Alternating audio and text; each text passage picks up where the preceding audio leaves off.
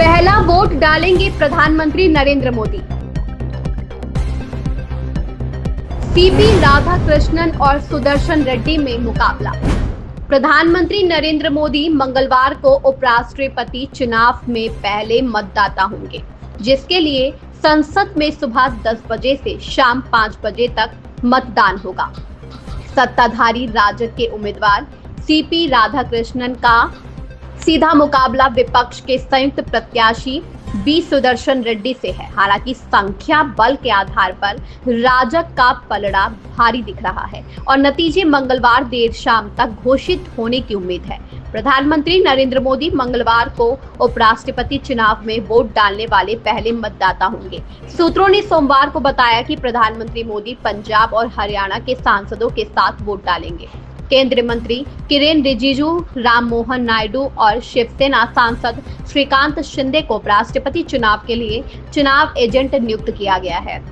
इस बीच एनडीए के एक वरिष्ठ नेता के अनुसार प्रधानमंत्री नरेंद्र मोदी 9 सितंबर को होने वाले उपराष्ट्रपति चुनाव से एक दिन पहले 8 सितंबर को राष्ट्रीय जनतांत्रिक गठबंधन के सांसदों के लिए रात्रि भोज का आयोजन कर सकते हैं।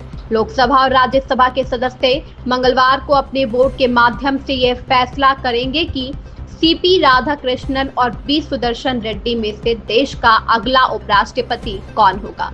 राधाकृष्णन सत्तारूढ़ राष्ट्रीय जनतांत्रिक गठबंधन के उम्मीदवार हैं, जिनका सीधा मुकाबला विपक्ष के संयुक्त प्रत्याशी सुदर्शन रेड्डी से है।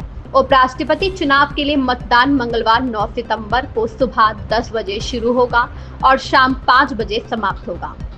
मंगलवार देर शाम तक नतीजे घोषित होने की उम्मीद है।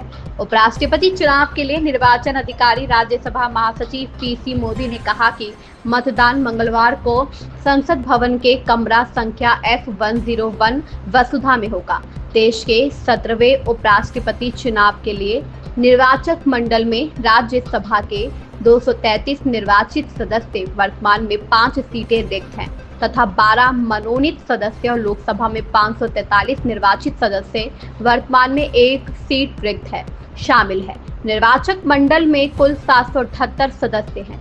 इस बार दोनों उम्मीदवार दक्षिण भारत से हैं। राधाकृष्णन तमिलनाडु से जबकि रेड्डी तेलंगाना से है। संसद के हालिया मानसून सत्र के दौरान जगदीप धनखड़ ने स्वास्थ्य कारणों का हवाला देते हुए उपराष्ट्रपति पद से इस्तीफा दे दिया था। हालांकि उनका कार्यकाल 2 साल बचा हुआ था। इनके इस्तीफे के कारण ये चुनाव हो रहा है। विभिन्न दलों द्वारा दिए गए समर्थन को आधार बनाकर आंकड़ों के लिहाज से देखें तो राजद उम्मीदवार का पलड़ा भारी है। हालांकि विपक्ष के उम्मीदवार रेड्डी बार बार ये कहकर अपनी दावेदारी को मजबूत करने की कोशिश कर रहे हैं कि लड़ाई वैचारिक है तथा यह मतदान सिर्फ उपराष्ट्रपति चुनने के लिए नहीं बल्कि भारत की भावना के लिए है।